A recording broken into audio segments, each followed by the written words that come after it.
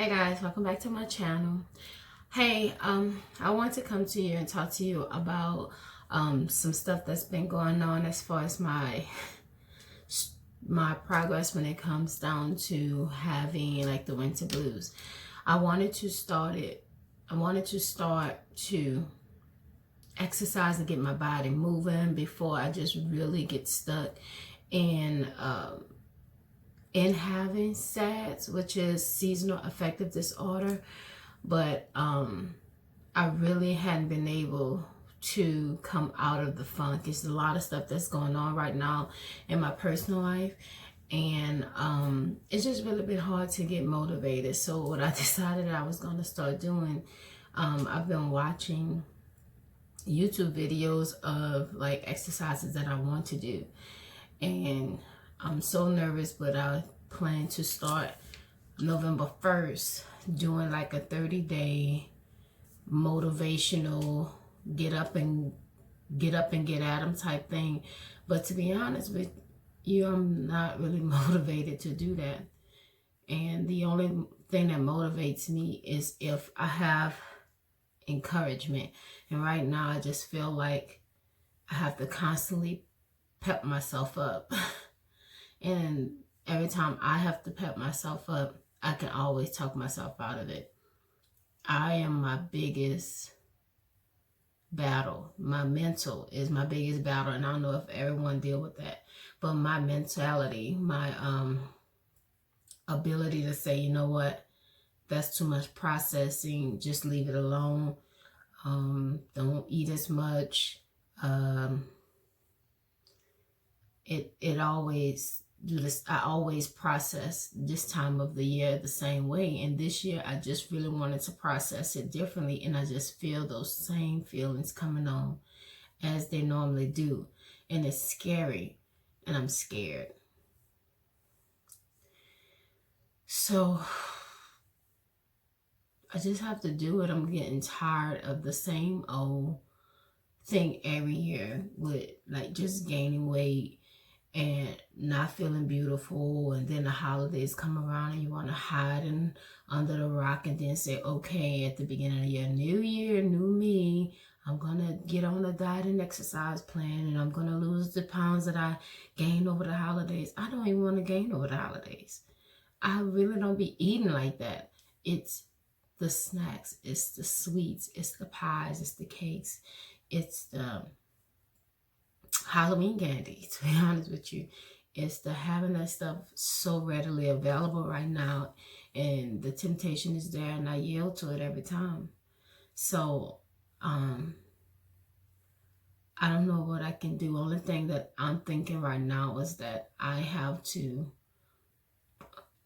say some sort of chant, or I don't know if you guys ever had one of those rubber bands where you kind of, every time you're about to eat something, you just sting yourself and say, remember your goal, or something like that. I'm going to have to figure out something, because I just cannot. I just get tired. Right now I've gained so much, and I just feel so bad and lethargic. And that's not my natural self. I'm more energetic than I've ever been in my whole life at this age. But I don't feel it because I'm constantly gaining weight. And then when I look in the mirror, I don't feel beautiful. I feel like I'm letting myself go, and I hate that feeling. So I'm gonna just try something different, and hopefully this plan that I will have will work for me. So what I plan to do is to, of course, write everything down, set some timers, set myself on a schedule, and go just 30 days first. And like I said, I was going to vlog along that path along the way, let you guys know what I'm doing each week, let you guys know my before progress, my after progress, how I'm doing mentally, and see if that motivates me to keep going, just depending on, like I said, just that motivation, because you need that. And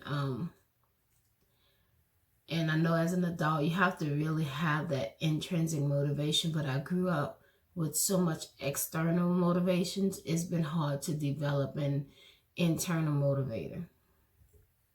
So, yeah, it's a lot to process, and it's a lot to undergo and undertake when you naturally just want to leave it alone and give up and say, you know what, oops, I'll try again, but guess what, I'm giving up on myself. So it's just not an option at this point, and I don't want to go there. I don't want to get there, and I feel myself headed in that direction. So I'm just trying to U-turn all of this energy that I have towards giving up on myself. So that's what I wanted to come in and kind of chat with you guys about and let you know how things are going. Right now, they're just not going right. And I'm getting behind on my deadlines. I'm just like really in a standstill in my life right now with moving forward with anything, and a lot of stuff may just pass me by in this moment, and I don't want it to, but it's almost like if it's going to cause me stress, my natural instinct is to run in the opposite direction. I just hate feeling that way. And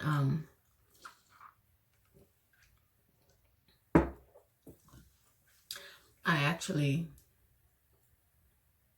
for the first time in a long time, I have never like when had hung out with a friend during the week. You know, I'll call, maybe talk, because I'm really not a phone person, but I went with a friend this week just to talk with her, talk about what's going on professionally and stuff like that.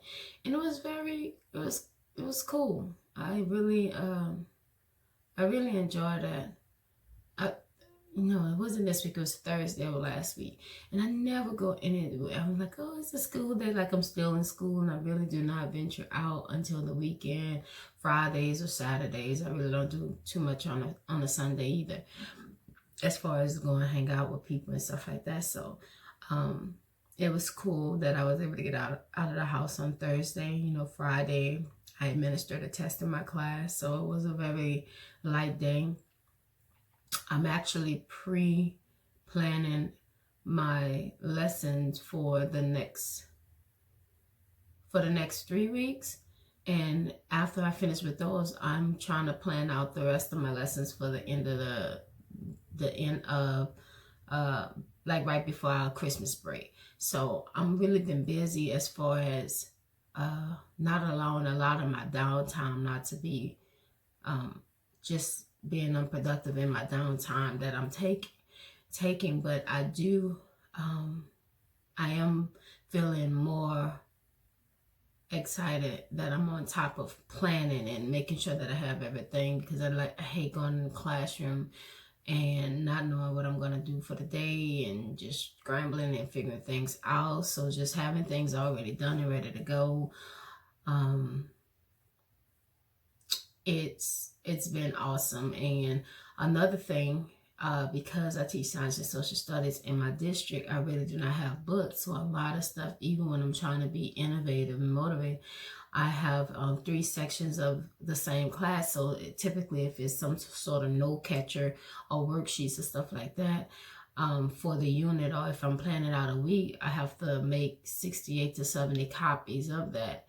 And that can become a daunting task, and you're practically making booklets, and I teach 2 subjects per subject every week.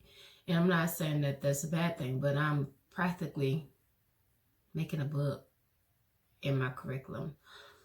So I just have to make sure that I have physically tangible things for them to have every day in order to produce something. And yes, they have notebooks, and it's, take notes in their notebook and stuff like that.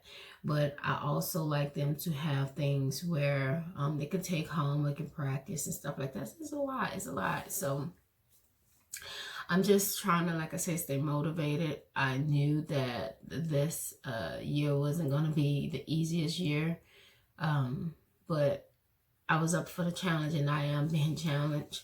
I am about to make another video, and if you guys want to stay tuned for that, that'd be great. But another video about the challenges that I'm facing with the kids that I'm teaching now. it's been, I feel like I'm teaching teenagers and they're only 10. And this preteen stage is real. And I understand why in some countries, 5th grade have their own little academy before they go off to junior high. Those kids are emotional, emotionally unstable in a kid way. And it makes me feel like one day we're on top of the world together, and the next day they just back down, and you got to keep on lifting them up and tatting them in order to even get them on task. It's been emotional. It has. I'm not gonna lie. So I don't know if I did switch to junior high or high school that I wouldn't be dealing with those emotional. I just probably wouldn't have those quote unquote connections that I have in elementary school, because those kids, they love me and I love them, and not all of them care for my tactics and stuff like that, because I am I like to have fun with my kids, but I don't play with them. And that means that if I administer a sort of correction or whatever, I expect you to respect me. You know, I expect you to respect me, and I respect you as well. So they like to cross those respect borders a lot in 5th grade, and I see why.